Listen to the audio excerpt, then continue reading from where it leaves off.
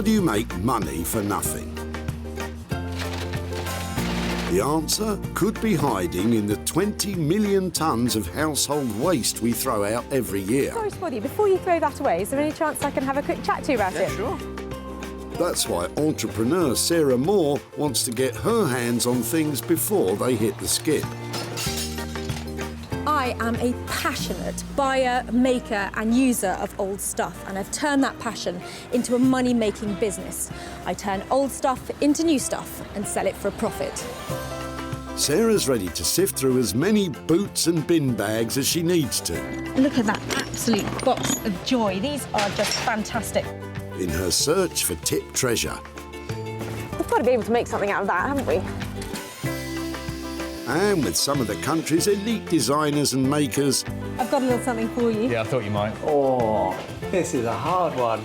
she can transform her finds into desirable, Oh, my word.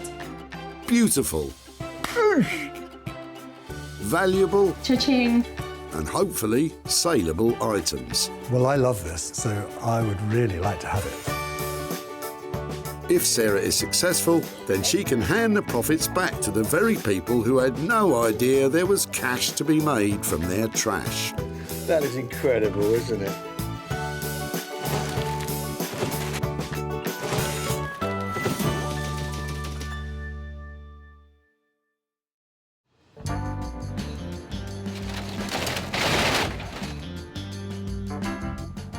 Sarah's at the Breadbury Recycling Centre in Stockport, just outside Manchester, where they can have over 200 cars a day through the gates. I am loving this place. It's so busy. There's cars coming in all the time, and in the back of them, I know there is great stuff that I can make into something fabulous. So I'm off now to have a proper old rummage. Remember that Sarah has special permission to rummage about today, so don't you go pestering people at your local recycle centre, or you'll be the one getting thrown out. I love rifling through the rubbish. Sarah's on the lookout for 3 items with the potential to turn into hard cash for their owners. We're looking for stuff that we can recycle, so I'm thinking there's not much in there, but I think you should take the bunny home. Some things, though, are just destined for the dump. But coming in at the far end, Mike and Judith might be able to give Sarah a step up in her search. There's a ladder just coming up here, so I'd really like to take a look at that. I don't know if we're actually throwing it away, but must be able to do something good with that. Hiya. Hiya. Sorry to disturb you, I know you're busy. I was just wondering, are you getting rid of all of this today? Or? Yes, we are. Really? Yes. Yep. Where's it come from? What's happening? What are you doing? Well, we're clearing a house of wife's late auntie. Oh, really? Yes. Yeah, it's Is that a a lot lot- of hard work, really. A life leaves behind a lot of stuff, doesn't it? It does, it does. I'm just quite interested in the ladder. If it'd be okay to have a look at it and get it out and see how it works and all that kind of no thing. problem with that. Lovely, thank you. So was this only ever for domestic use? Was it just in the house, or was it? I think it was just domestic use, yes. I love the fact that it's got all the markings on it. It's Yeah. so funny, isn't it? Because you wouldn't think that a ladder would tell the story, would you? You wouldn't really. I no. love it. There is another set of ladders. Pair of step ladders is always better than one. If you have some, bring them down. Okay. Thank you so much. Sarah knows a moneymaker when she sees it, and with 2 sets, she can double her potential profit. But what does Mike think she'll do with them? Well, I'm not sure really. She might be able to strip them down and re-varnish them or repaint them. But it need a bit of patience. I'm really excited about this ladder. And the really good thing, they said they might be coming back with another one, and that is a whole new ball game. 2 of these, who knows what I can make out of it. I think it's a great idea. I mean, as a society, we chuck away far too much stuff, and if it can be used, that's great. Well said, Mike. So that's the first item found. But what to do with the ladders? Well, Sarah knows a man who might have a few ideas. Rupert Blanchard is one of the most imaginative bespoke furniture makers in the country, ever on the lookout for undervalued materials to rework into contemporary designs. I work mostly with reclaimed, salvaged and abandoned materials. Basically other people's waste. I find some kind of beauty in it and spend a lot of time and give rubbish a lot of attention to try and bring it back into use. Something that someone's really given up on. I like giving things a second, a third, a fourth chance. Bringing something back into use is incredibly satisfying. Rupert's been making furniture for over 10 years, and in that time has developed a thing for drawers. Look at that drawer. Look at that. What a beautiful drawer. He's the man to make old wood useful again, but making use out of those ladders might be a big challenge.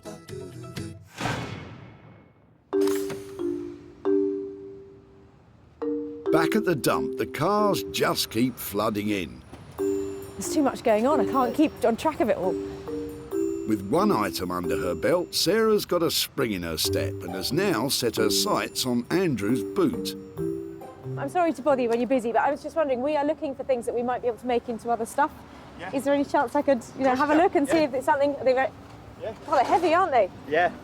Wow, so what, they're the suspension, or? Yeah, that's what keeps the car on the road, basically. They're really cool. Any chance I could take them away and see if I could make something? Yeah. Andrew's springs may have come off his flash Jag, but it doesn't mean they're worth much now. It'll take a bit of creativity for them to turn a profit. We've got to be able to make something out of that, haven't we? Well, what does Andrew think can be done with them? Well, if she had four, she'd have a coffee table or something like that, and maybe even a stool. I was worried about their appearance at first, but I know that you can get things powder coated, which means sprayed in beautiful colours, or you can get them dipped in materials like chrome or copper. And then they'd make fantastic lamp bases. And a lamp on an occasional table, people are going to pay £100, £150 for one. And I've got 3. She'd be an absolute baby. So, thanks to Andrew's baby donating her old suspension springs, Sarah's onto a moneymaker. And she already has someone in mind who might be up to the challenge.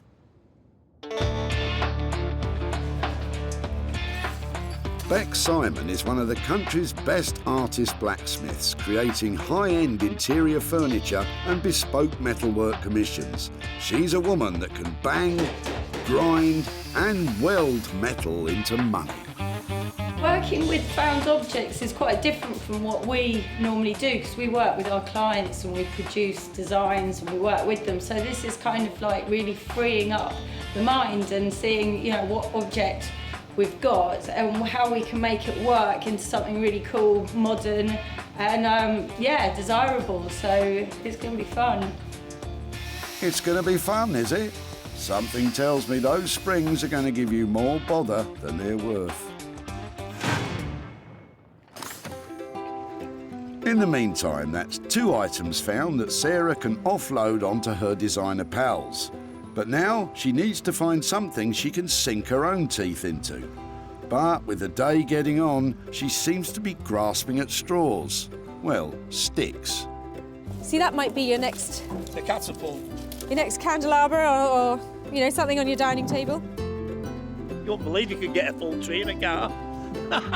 And it looks like word spread round the dump that Sarah's making money out of their rubbish. Any money, send it to me, not him. All right now. You'll be lucky.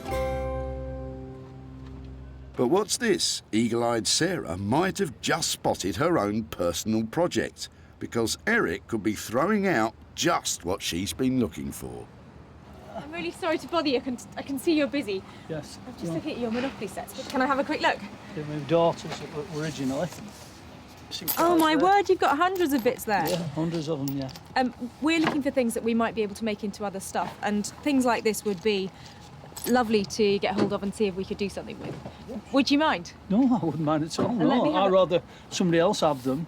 And you've got another one there as well. May I have a quick look at that? Yes, that's the very old one. See, that's when she had it, when she was 8. Wow, that's amazing. May I open it? Yeah, when she was 8 years old. Oh, that's so sweet. Yeah. That's amazing. Thank you so much You're for welcome. letting me take them. That's brilliant. Absolutely. Sarah can see potential profit in her own personal project. But what does Eric think she can do with it? Your guess is as good as mine. But I'm glad if you can recycle them. I prefer to recycle anything. There's 2 sets of the, I want to call them charms, because I think they look like little jewels to me. So altogether, I think as a collection, they make some fantastic jewellery. Lots of potential here, and something that I'd really like to play with myself and see what I can make. So lovely. I'm really pleased with that little lot there. All the toys, from Disneyland from 1986 and things like that. I've come to a point where I have to let things go. I really like the board because what we're doing here is pretty much a game of chance, so that pretty much sums up the day, doesn't it? I'm hoping there's no luxury tax. I definitely don't want to go to jail. Right, stop playing about now. Down to business. How much do you think you can make from it? I'm aiming for 100 quid from my Monopoly box. I think I can do it. 100 quid profit to return to Eric. It's like landing on chance and getting a bank dividend in your favour. And with that, the list is complete. 3 potential money makers. But wait a minute. Oh, hello. Again. It's Judith and Mike keeping up their promise of a second set of ladders. Great, you know, a pair makes it really exciting. It more than doubles the potential of what we might be able to do with it. So now the list is complete. Rupert will reimagine Mike and Judith's ladders, Bex will bend Andrew's springs into shape, and Sarah will take a chance on Eric's Monopoly sets. We have had a fantastic day here. I've got some amazing pieces and just the right people lined up to make them into something fantastic and to make some money along the way.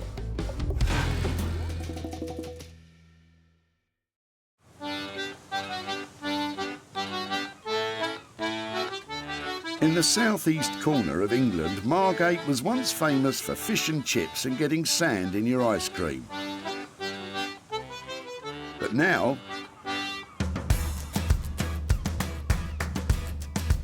Margate's had a reclamation, regeneration. With its old town now home to a bustling vintage clothing and retro furniture scene. And right in the heart of it all is our Rupert. And Carlos the cat. Sarah's about to surprise him with some old ladders. I hope it's something that I'm familiar with and I can identify its history. Rupert, You brought a ladder.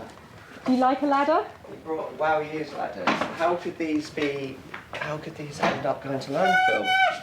Beautiful ladders. I thought that they were just lovely. I loved the fact that the stuff they were covered in was the story of the house that they come out of. They were part of that home. This is the bedroom, that's the dining room, that's the hallway.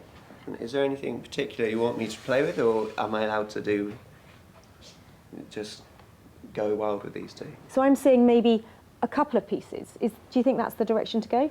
Well, I think they started out life as 2 separate pieces, and although I'd love to join them together some way, my initial feeling is to make 2 pieces, but 2 identical pieces, to make a matching pair.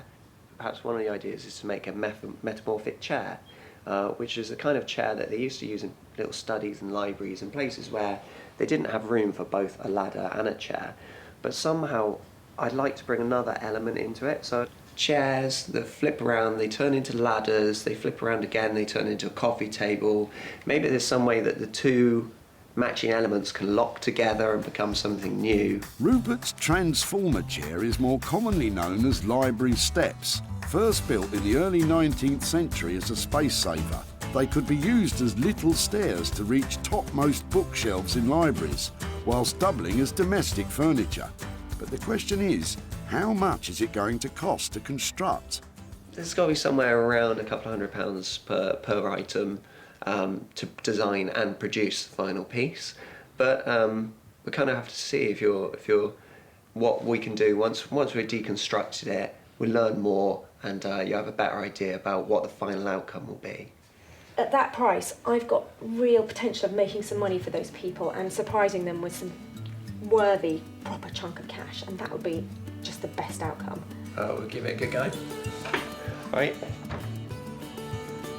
Wow, I love Rupert's ideas for the ladders. A pair of things, always more saleable than one, and metamorphic furniture, these things are going to be fab. So chair, ladder, and possibly table, can't go wrong. I want to do what's right for this piece of rubbish. You and me both. So, it's £200 each for 2 items. Or is it £400 for one big item that fits together? Either way, at that price, Sarah's confident of a tidy return. Sarah's next stop is away from the hustle and bustle of seaside salvage and into the heart of the English countryside.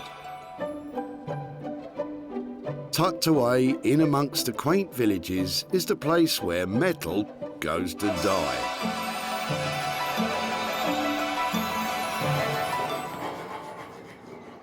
And then to be reborn.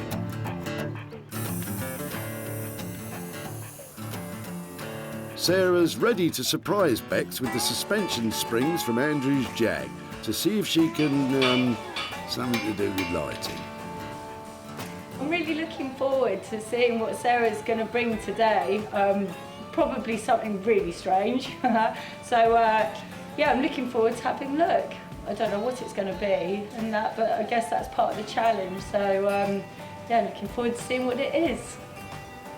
So I'm just eating an apple. There we go. Ta-da! Oh wow, springs. Well, at least you know what they are. We use these, there was one there, we use them for making tools with, so love them. I was worried you couldn't Yeah, heat them up and... we can stick them in the fire. It's harder to work than normal mild steel because it's high carbon, but no, we'll be able to do things. What do you have in mind?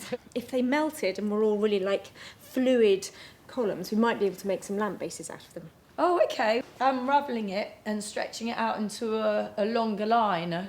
What about something like that? What? So we can make a floor lamp out of it? Yeah, completely. Like the mid-century ones that you get, it's like a marble base and then it comes up. That would sound great. And maybe if I could scavenge a lampshade, almost like an angle poise lampshade, to go on the end. Yeah.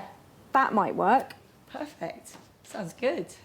In order for me to make a profit, is there any way you can get it done for, say, 250? It's quite a gamble with this because the steel is slightly tricky to work.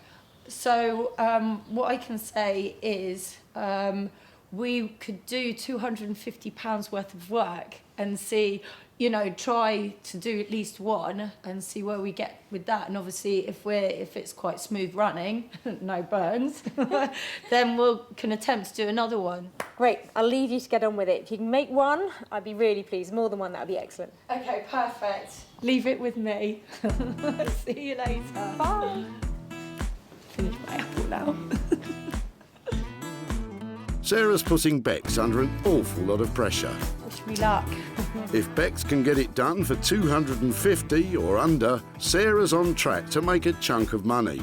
But there's also the light fittings to budget in, and they could start eating into the profit. So, with two items safely in the capable hands of Rupert and Bex, it's time for Sarah to get to work. And she's taking her item back to her cottage/workshop in the Sussex countryside, She's been running off and trying to go and see the new lambs in the field. where she's got guard dog Bramble watching over the money-making Monopoly sets. At ease, Bramble. This is my Monopoly moment. I've just looked at it. Look, it's an American one. I didn't notice that when I saw it the other day. Baltic Avenue and Mediterranean Avenue. Oh, that's quite cool. I've never seen a US one before. I had a quick look at these pieces the other day and I was wondering why it had a jockey in it, because I've never seen one of those before, but that must be the American version. Sarah's decided to ditch the American board and focus her attention on the little metal pieces. But what to do with them? I was thinking that we should be able to turn these into jewellery, and I've done a bit of research, and I think for a dozen pieces I'm looking at roughly £30 to £40 to get them plated in silver. Maybe if I can turn a dozen of them into something to wear as a pendant, I think that maybe we might get £15, £20 each. So over £200 worth of profit potentially here. Now that has got to be a surprise after just chucking out a Monopoly set at the tip. It was actually the niece of Charles Darrow, the accredited inventor of Monopoly, who came up with the idea of using charms from a girl's charm bracelet as the Monopoly pieces, way back in the 1930s. So really, Sarah's repurposing them back to their original purpose, kind of. Having objects silver-plated can be done by mail order, and so is quick and easy and relatively cheap to do. But before they're shipped off to be silver-plated, Sarah's drilling holes in them so that chains can be threaded through to make necklaces or bracelets. Don't look what I'm doing with the dog. Ouch! The poor dog's getting the rough end of the stick. Don't look, Bramble. So these are my 14 fabulous pieces. So I'm really pleased with these, and I think they'll make lovely charms. And I'm going to get them all silver-plated, including the jockey, to make a little memento for Eric, just in case we don't make any money out of this at all. With just 30 to 40 pounds of silver plating to budget in, if Sarah sells them all, she could be laughing all the way to the bank. Back in Margate, Rupert has started drawing up blueprints for his transforming multi-purpose metamorphic library steps. And if you think that sounds difficult, remember he's only got those ladders to work with. Rupert starts this mathematical mind melter by taking the ladders apart. It's falling apart very easily. He unscrews the hinges to see the raw materials he has to work with. So now it's not a ladder anymore. It's going on to its new life as a multifunctional piece of furniture. With the very detailed blueprints drawn up, he prepares to start cutting. But one miscalculation and the whole thing could be ruined. It's taken quite a while to work out the exact perfect angle I need to cut. So I've only got one chance of getting this right. Once it's cut, and I can't just glue it back together. Rupert's using a circular saw with an all-important guide rail. This ensures accuracy to within a millimetre, setting the precise depth and angle at which the wood is cut. Timber! A little while ago that was a ladder, and now it's a pile of bits. I think I'm going the right way. I'm not entirely sure yet. There's a lot of complicated angles and cuts to make. Yeah, there's still a lot of problem solving to do. Well, you'd better get a move on. There's 2 of them to do, remember? Somehow, this needs to now flip together. This is a tricky bit. Somehow, this has got to work through 2 angles, which hinges generally don't do. It all hinges on this. Will Rupert's calculations match up and make fold-away furniture? Yeah, I can kind of see where he's going with this, but it's a long way from something I'd pay a few £100 for. It all will be revealed. Well, I, for one, cannot wait. Back in Surrey, Bex is making a start on uncoiling that coiled spring soon-to-be floor lamp. Twist it. That's it. Bex's partner in grime is husband Dave, who'll be helping out.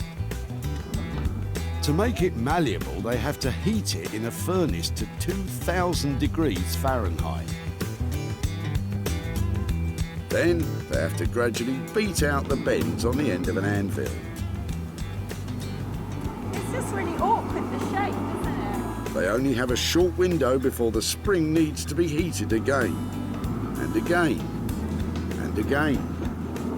It's collapsing on itself, so we need to open it out. High carbon steel is notoriously hard to keep in one piece when heated, so they'll have to be careful. Oh, wait. With progress slow and hot, after an hour of hammering, Bex decides on a different tactic. We're just gonna unravel the middle bit and then the end bit, and then we'll take it next door, do it on the fire bits of the slower and stuff. But yeah, it's tough. Bex and Dave retreat to the relative peace and quiet of their own workshop. Gone deaf. Well, that was fun. Once the spring is straightened, they're hoping to recreate the elegant curve of a classic mid-century lamp. But even after all that hammering, there's still a lot to do. We need to have this finished today, don't we? And Bex and Dave are feeling the pressure. We have to make sure we don't get it too hot so it just breaks.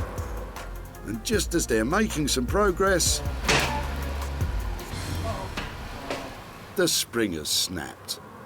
First disaster. With time running out and now 2 pieces of metal, it's back to the drawing board. Or chalk table. Or whatever. So keep the spring in the middle. I mean, we're going to have to now get that together. And then, yeah, it's got that spring detail. By keeping the coils at the end of the springs as a feature, it may save some time. But how to repair that break? I know. Oh, that was quick. So we'll turn that into a little feature. So we'll have about 3 rivets there. So I guess it's, you know, it gives it an industrial look and it covers up our mistake. So nobody will know. Brilliant.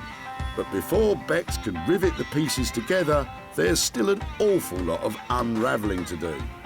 Once the coil is flat enough, Bex can turn to the power hammer to take on some of the bashing. A blacksmith's best friend for over 100 years. Without it, they would probably keel over from exhaustion and have biceps like bulldozers. It's not bad shape from up here. But then, some of the work still needs good old-fashioned brute force. Dave, I think I need your body weight. Get in there, Dave, you brute.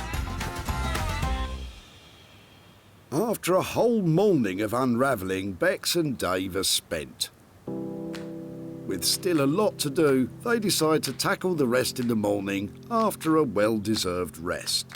We've got to cut ourselves off, you know, now, because we're sort of running into our critical time, you know, so, yeah. We need fresh eyes now, because it's got to look nice.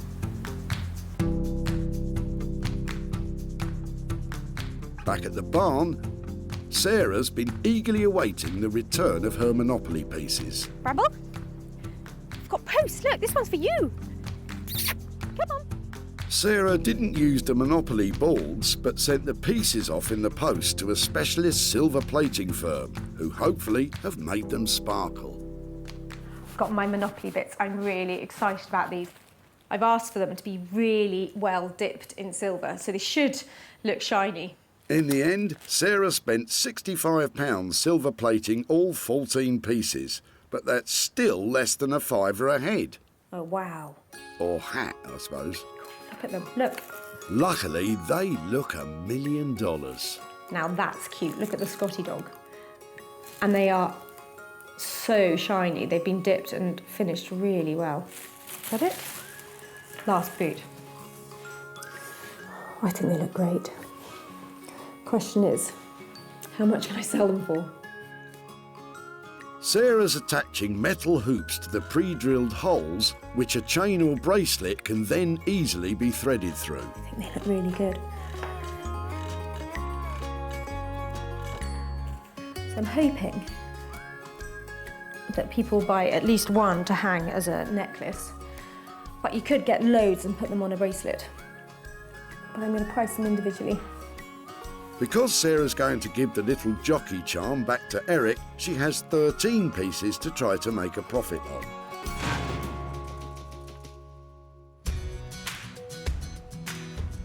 Back at the dump, Eric was ready to say goodbye to his daughter's childhood board games. Can I have a quick look? I've come to a point where I like to let things go. But Sarah saw a potential in its little counters Oh my word, you've got hundreds of bits there. and formed a plan to make some money from them. Your guess is as good as mine. But I'm glad that you can recycle them. I prefer to recycle anything. With a metal makeover, the pieces are ready to be sold. But with 13 of them to shift, Sarah's taken them online. Monopoly is available in 111 countries, so she's bound to find some fans of board game jewellery there. That's them listed, so it's game on. Sarah's back in Stockport to hand over the profits to Eric. That is, if she managed to shift enough of them to cover the silver plating costs. Hi there, Eric. Hi, it's Sarah from the tip. Hello, Sarah. How are you? How are you? Yeah, very well, very well. All right. Thank you so much for meeting up again today. And Yeah. you remember we took your Monopoly set from the tip. Did you think about what we might do with it? I thought you were going to make a charm out of it. So that's exactly what happened. And I've got some pictures here to show you. There they are in the end. Wow. Absolutely amazed. That is fantastic. I just can't get over that. So we sold them at a profit, and I've got that for you today. No. You can give it to the charity. Well, do you know something? I'm going to give it to you and see which charity. If you want to give it to charity, It then will go to cancer. Because I'm in remission. Oh, and, really? We pay every month. We give every month to cancer. Oh, well, that's fantastic. I'm really pleased that your Monopoly pieces have helped towards that cause. And as a little memento, I don't know if you remember this fellow, but I bought him for you. He wasn't easy to make into a charm, so I thought something for you to remember your Monopoly set by. He's silver-plated, the little horseman from the American. Treasure it. I can't get over that. With all 13 sold at 10 quid each, once you take off £65 worth of silver plating, Eric's walking away £65 richer. It was lovely to catch up with you Thank again you and to hear very your much. story Thank you and very much. keep up the fundraising. That's Oh, fantastic. we do. Look at, we're very lucky. I'm so pleased I took a chance on that Monopoly set. I think Eric loved that little horseman, and that tiny bit of profit we made, that's going to a charity that means a lot to him.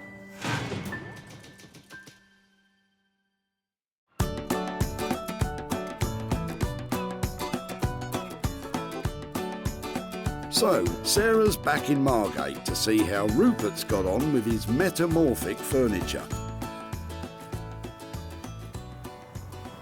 Making metamorphic furniture is going to be tricky at the best of times. Making it out of a pair of old ladders, that must be nearly impossible. I'm here to see if Rupert's actually managed to nail it. Last time Sarah saw them, they were tired old ladders. But now, they're still ladders. But what's that? Ah, you just managed one set. Well, I've spent quite a lot of time working out how to make a ladder into a chair, so I haven't really got much time left to work on this now. Oh, don't blame yourself. It was a tall order asking you to do both. I'm sure Sarah will be just as happy with one. Oh, I don't know. What should I do? Sorry, Rupert. I think your time's up on this. Hey, Sarah. Hello. How you doing? Really well, lovely to see you. I've got something for you.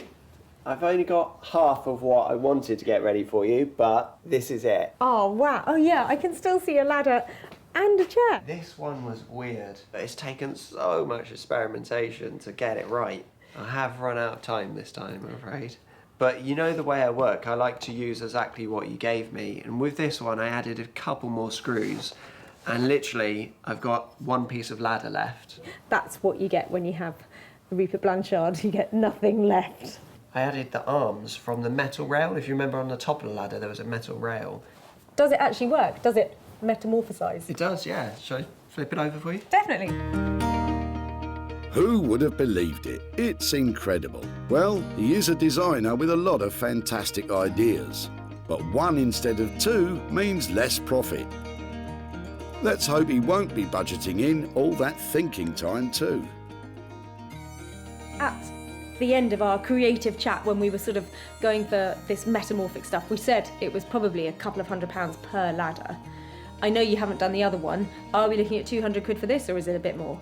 Yeah, I think we're well within the 200 mark. It's taken some time, but it's come well within that. I've bought one can of paint and a few screws. That's all well within the budget. Before, they were ladders needing a step up. But now they're metamorphic library steps. Rupert planned this design with such precision, every cut, joint, hinge and nail had to be exactly right, or the entire piece would have fallen apart.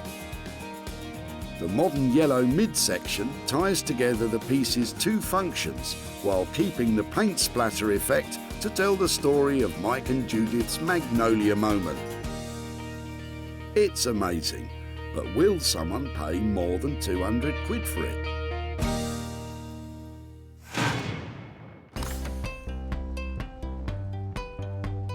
Back at the dump, There's a ladder just coming up here, so I'd really like to take a look at that. Sarah pounced on Mike and Judith's paint-splattered ladders.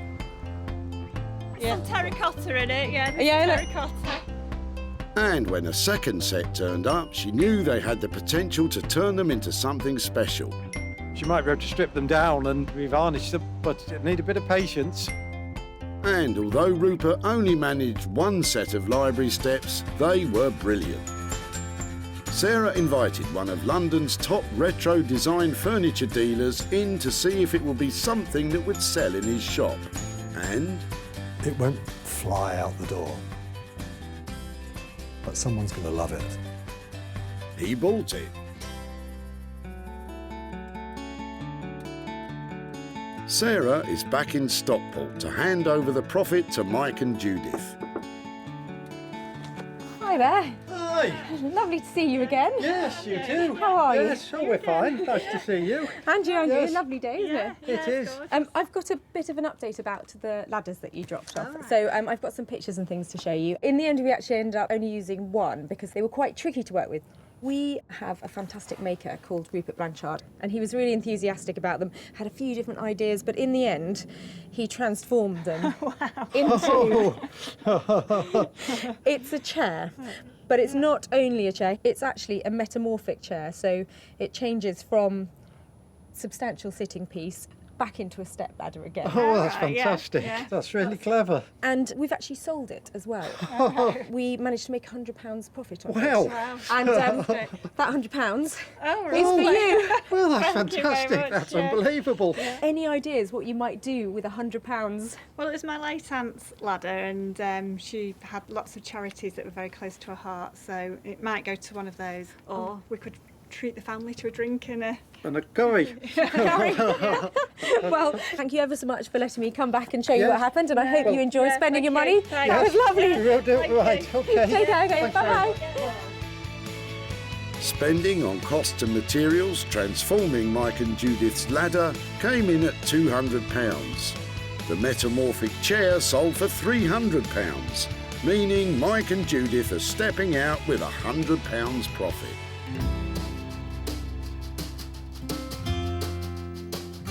While Mike and Judith decide what to spend their money on, back in Sussex, Bex and Dave are clearing up for Sarah's arrival. A tidy workshop is a happy workshop. Before, the rusty springs may not have been fit for a car. But now they can drive a hard bargain.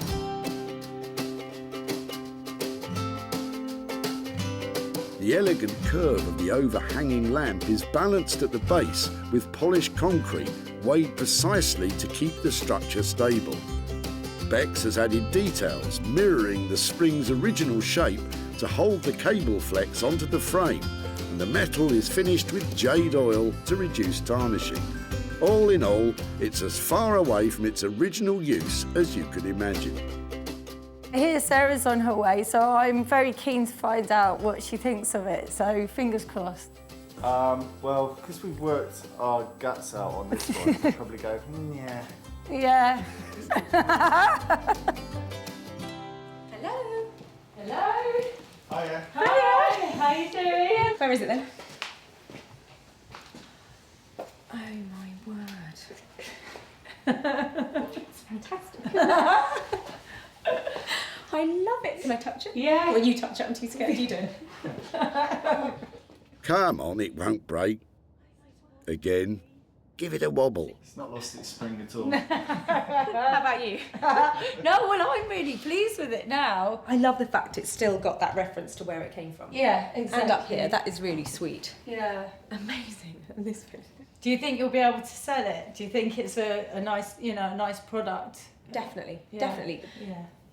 How did we do on budget? Because I think I only left you with 200 quid, but that was before we talked about you finishing it like this. We had to spend £50 extra on the concrete, and then what was the light fittings altogether? Was that about 40? Because it was like an extra £90 on top of that. If that's, 300 quid's worth of cost, I think you've done a great job, because that scale of lighting and that kind of finish has got to be worth a lot more than that, hasn't it? I get the impression that Bex and Dave will be glad to see the back of this one. Now, all Sarah has to do is find someone to pay more than $290 for it, and she's in the money. That was good. Yeah. Went well. She seemed to like it. Yeah, no, definitely. Well, I'm really glad. No tears. Onwards and upwards, eh? Back at the dump, Sarah sprung into action when she got a look inside Andrew's boot. Have they just come off this then? Yeah. Really? Yeah, that's what keeps the car on the road, basically. Andrew and his car had a special relationship. She's my absolute baby. But he was happy for Sarah to take its old springs and try something. Well, she had thought she'd have a coffee table or something like that, and there's something to bounce about on, I suppose, but... That something became a bespoke standing lamp. Sarah knew that Martin would also be keen on this, and so dropped it off at his London shop. Sarah's back in Stockport to give Andrew the good news. Martin loved the lamp. But how much did he love it? Hiya. Hi. Hiya. Andrew, it's Sarah. Hi there. Hi, Sarah. How are you doing? Not too bad. Come outside and talk to me about your fantastic Jaguar. I could talk about that all day long, unfortunately. Is it your pride and joy? It is, it's absolutely fantastic. So when you came to the tip with your springs and we took them from you, did you then think about anything we might make with them? Not really. I'd assume you could make a small table or something like that. I have a great designer that I've worked with before called Bex Simon. We had a quick chat about the design and what we might be able to make out of them, and we actually came up with the idea of making a large lamp, a really high-end interior design piece. I think it's amazing. I must admit, I'm gobsmacked. I really am. It's brilliant. We gave them £290 to convert that from your spring, and we've actually sold it. Right. So we sold it for £450. Wow. Which means I have £160 to give to you. Thank you. Wow.